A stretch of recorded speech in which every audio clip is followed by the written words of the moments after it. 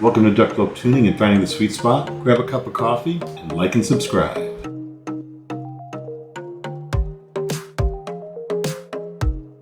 Hey, welcome back to Duck Tuning, Finding the Sweet Spot. Today I have the Dawn X by Aful. And this is a total top of the line entry from them. This is in the KiloBuck region. I believe it's about $1,300 or $1,299. And I saw this first when I was at Can Jam in Irvine back in August. So about 6 weeks back. Also got to see Super Review. I got to see Mark Ryan while I was there. Went to dinner with him on the last night. We caught up and he did a review on this set. And I reached out to him and said, hey, can I borrow it? And he sent this to me as well as one other IEM. I've decided to do a review on this one. And it's going to be going out to the next reviewer tomorrow. But I wanted to give a big shout out and thank you to Super Reviews for making all this possible. His channel, his Squig link that he manages, makes everything I do possible. Anytime you get a chance to thank him or go on to watch his videos, please do so. I'll put a link in the description to his video of this as well as Squig link, where you'll find where I do my tuning.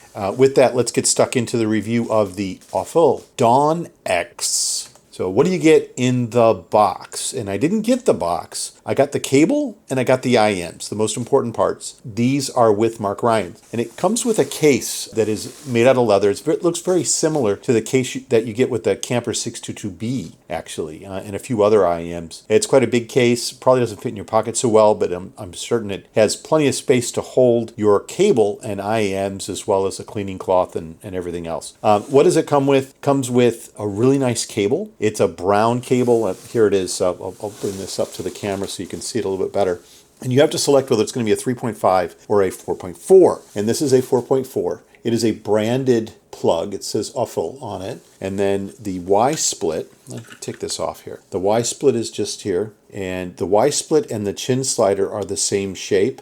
And the chin slider works really well. You're not going to move that. It actually holds this really well. And I'm a sucker for brown cables. This is an 8-weave or an 8-core brown cable. I really like this sort of cable. Stepped up their game as far as the cable they're offering, but they should at this price point. It's $1,300 that you're spending. So you're going to want something that's a bit premium. It comes with these beautiful shells. We're going to talk more about the shells themselves as well. And 12 sets of tips and a cleaning tool. So that's what you get inside the box, as well as cable holder that's a snap, a leather snap. I like that. I didn't see it, but I like that as well versus a Velcro to go around it. So that's much more premium. Let's talk about what's in the IEMs themselves. And here's a pretty good picture of them. And they're all different, by the way. And the reason that I've shown this image is the background on it. This is, what they do is they stabilize wood. Dunu is really big on this, and now Aful is doing it as well, where they're using a piece of timber. And no two pieces are the same. And that's one of the things I love about sets that use timber, is you're never going to have two sets that are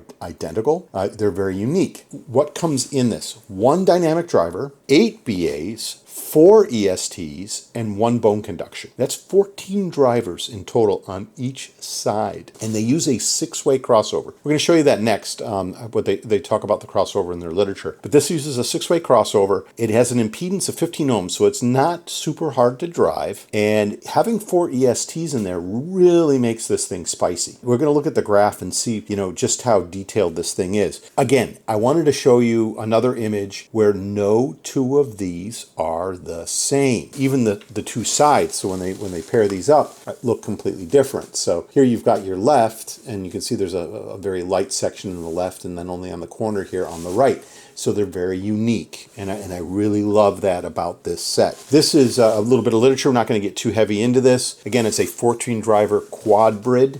Quadbrid meaning 4 different types of drivers, including that bone conduction that's in there. But it uses a 6-way physical crossover. When you start to get above 5, 6, even up to 8-way crossovers, the tuner has to be really good, for one. So whoever's tuning this has to really be on their game. What it also allows them to do is really focus on smaller segments of the frequency graph to get this thing fine-tuned. And you're going to see that in the way that they've tuned this. Okay, so here's the graph. You can see that it's a U-shaped tuning, and it's very flat. That's the first thing that jumped out at me when I measured this on Squig. Again, you go to Duck jucklope.squig.link, and you will find this graph up there.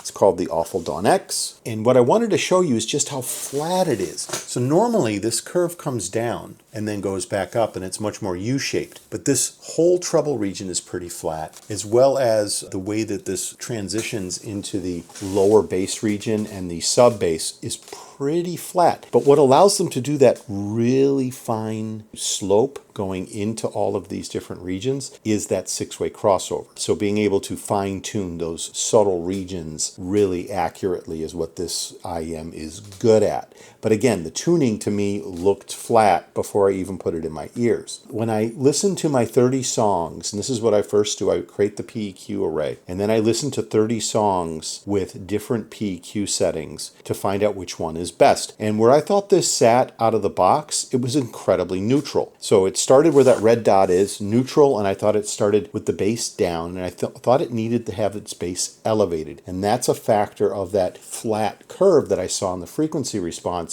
instead of a U-shaped curve. So I thought it needed more bass, and as an effect of having more bass, it also needed a little bit more treble to balance it out. We're going to talk about that a little bit more later. But what I did like about this, it was really easy to pick a PEQ setting that was the best. And for this, I actually created 3. So that's what I've started doing. I started doing this recently, where I make what I call a neutral setting, then I make a hard-hitting setting, and then I make a sparkle setting, something that's a little bit more spicy. Contact me if you have the Dawn X. Reach out to me, and I will send these PEQs to you gratis, for free. 3 free settings if you have the Dawn X. But let's talk about how I came to those.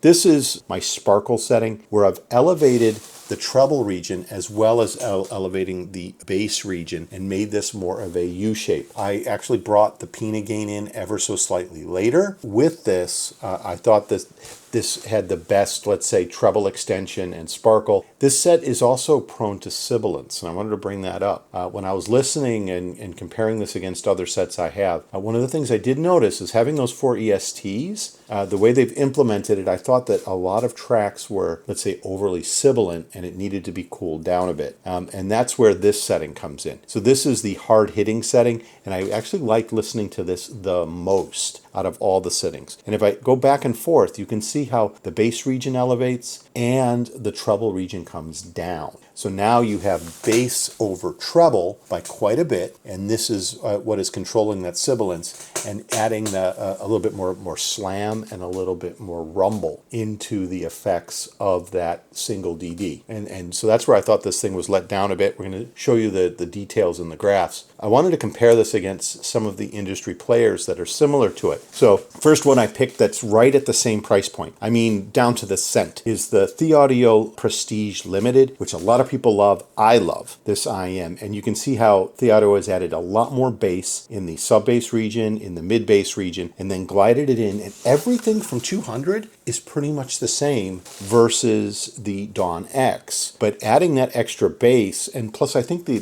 ESTs, the way they were implemented in the Prestige Limited, added more fine detail sparkle without being sibilant at the same time. I thought it was implemented a little bit better on the Prestige Limited than on the Dawn X. Now let's look at where this thing scored before and after. The blue line is before, the red line is after. These are the 17 attributes that I measure by listening to 40 songs. And what I came up with, out of the box, this thing rates a 9.51. So it is a low S tier, because S tier for me starts at 9.5. So this is a 9.51. It is in the S tier range, but at the very low end out of the box. And what is letting it down is here. It's the bass, it's the lower mids, it's the timbre. The timbre was out, and I think that, and the tonality was out as well. So I didn't like the color of this out of the box. Once we made this a little bit more U-shaped, it seemed to really fix that. The slam, the note weight, what were this thing's really good attributes? Well, I thought its treble was good, I thought its detail and layering, and I thought its texture was excellent. And having 4 ESTs,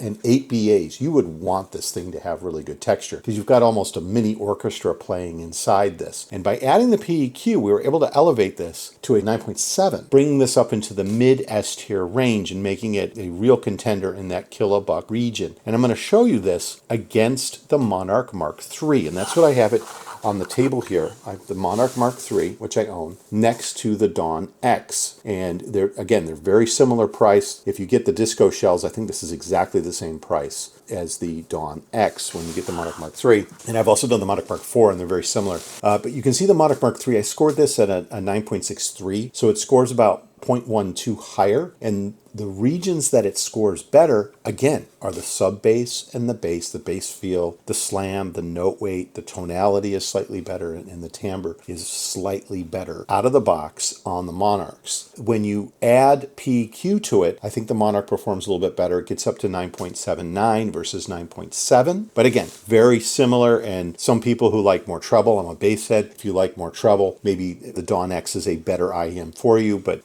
for me, it's the Monarch Mark III. And then let's look at this in a bar graph so you can, again, see where the strengths and the weaknesses lie. Blue are before PEQ. The orange is after PEQ is applied to fix the different regions and make this more rounded. Starting on the left, you can see that bass region is down as compared to, let's say, the superstars, which are the upper mids, the lower treble, and the upper treble, as well as the layering over here at the texture. And then the other weaknesses were the note weight and the slam, which are directly related to the bass, as well as the timbre, and then the tonality. I put it sort of in the middle, but it did fix the tonality quite a bit, jumping up from a 9.47 up to a 9.65 once the PEQs were applied. With that, I'm going to wrap this up pretty quick. This is the review for the Dawn X by Aful.